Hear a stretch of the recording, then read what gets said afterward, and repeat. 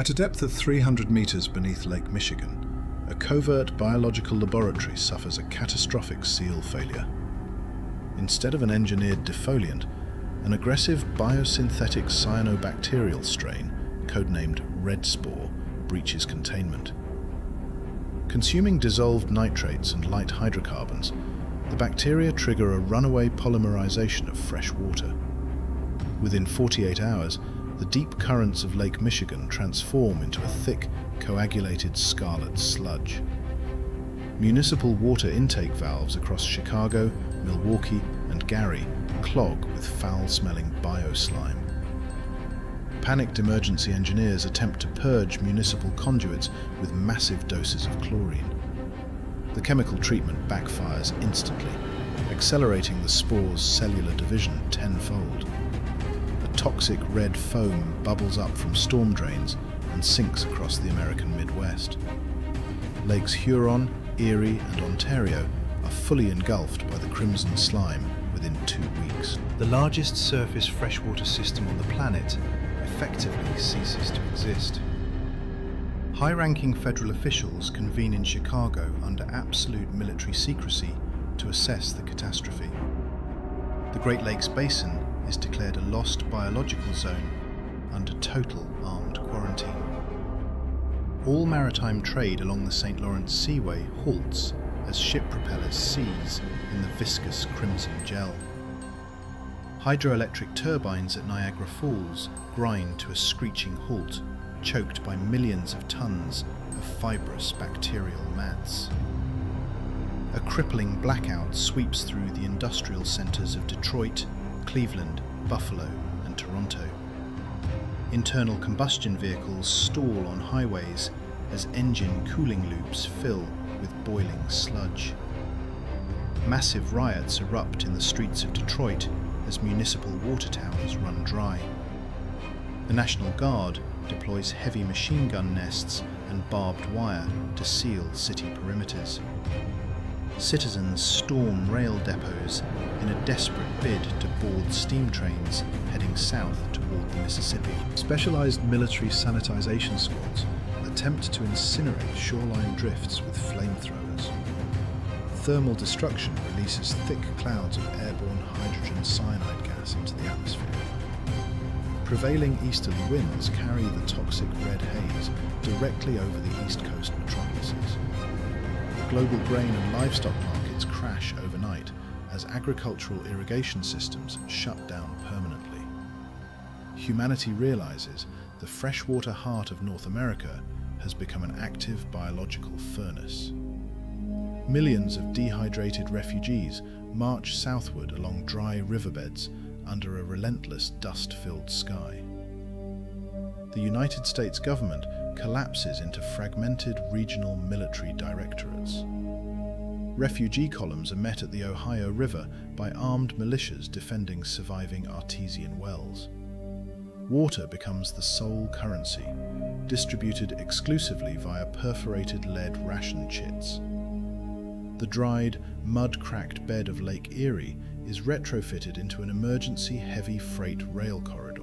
Armoured steam locomotives haul water tankers under constant assault from desperate scavenging hordes. Typhus and acute kidney necrosis spread unchecked through the makeshift tent cities of the Midwest. The Great Lakes Industrial Belt is officially designated the Crimson Wasteland. Scientific institutes in Boston and Montreal race to synthesize chemical coagulants to contain the spread. Every attempt at biological countermeasures results in further microbial mutation and toxic off-gassing. Cattle herds across 6 states perish, leaving vast plains littered with desiccated carcasses. The United States ceases to be an industrial superpower, fragmenting into isolated survival enclaves. 1940. The Canadian government begins constructing the Northern Shield, a line of concrete floodgates across Ontario.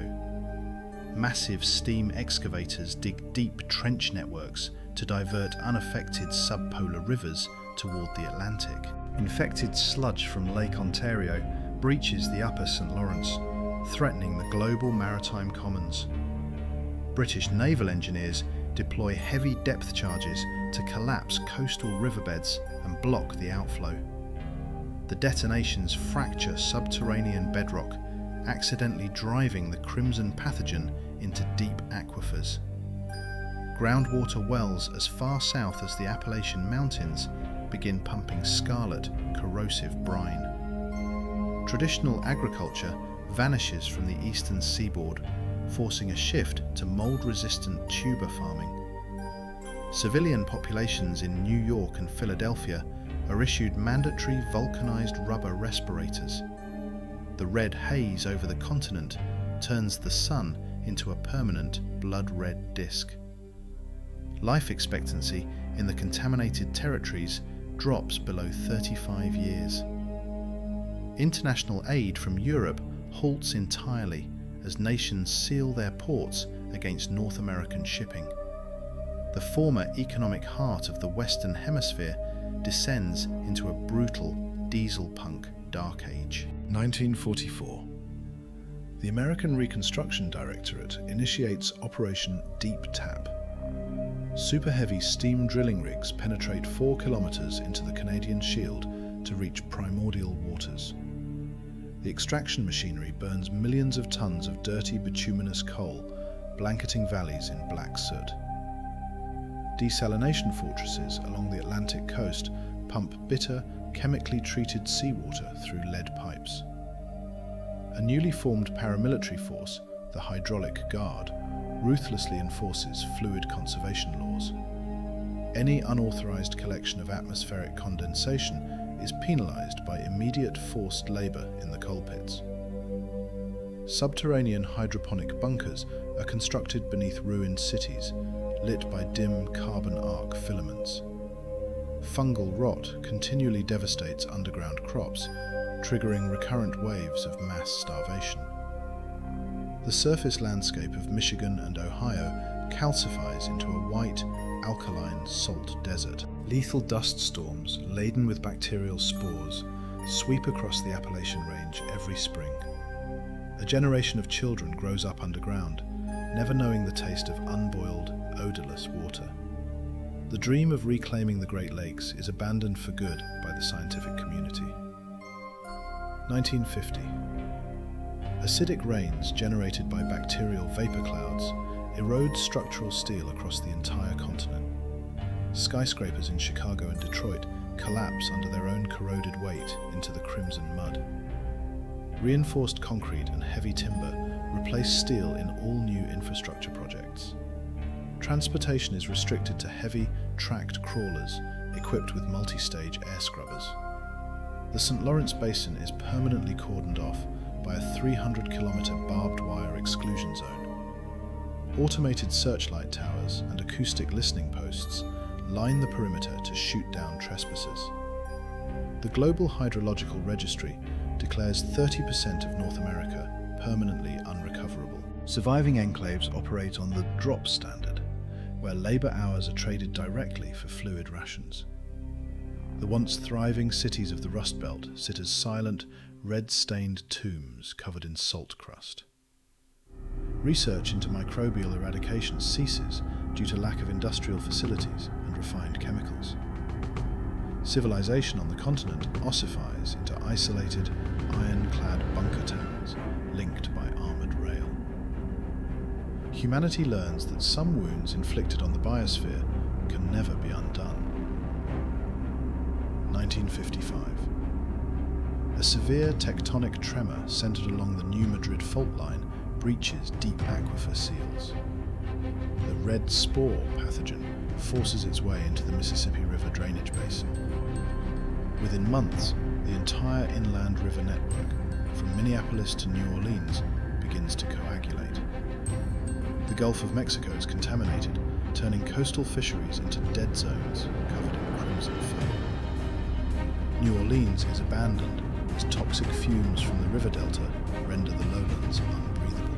The remaining agricultural capacity of the Great Plains collapses completely as irrigation canals choke. Surviving regional authorities merge into the Continental Containment Junta to manage total triage. Armed sentry towers along the Rocky Rocky Mountains turn back millions of starving refugees with gas weaponry. North America is permanently bisected by a continent-spanning trench of red, bubbling sludge. The atmosphere over the continent retains a permanent sulfuric stench that penetrates every sealed bunker. The United States of America is formally erased from world atlases, replaced by the Inland Contamination Zone. The remaining global powers enforce an eternal naval blockade around the Americas. 1960. Deep beneath the Appalachian Mountains, the last mechanized enclaves operate on geothermal power. Giant reciprocating steam compressors pump recycled distilled air through endless miles of tunnels. The human population of the continent has dropped by 80% since the 1936 breach. Synthetic protein paste, synthesized from deep strata shale microbes, serves as the primary foodstuff. Every square metre of subterranean space is dedicated to air filtration arrays and boiler maintenance.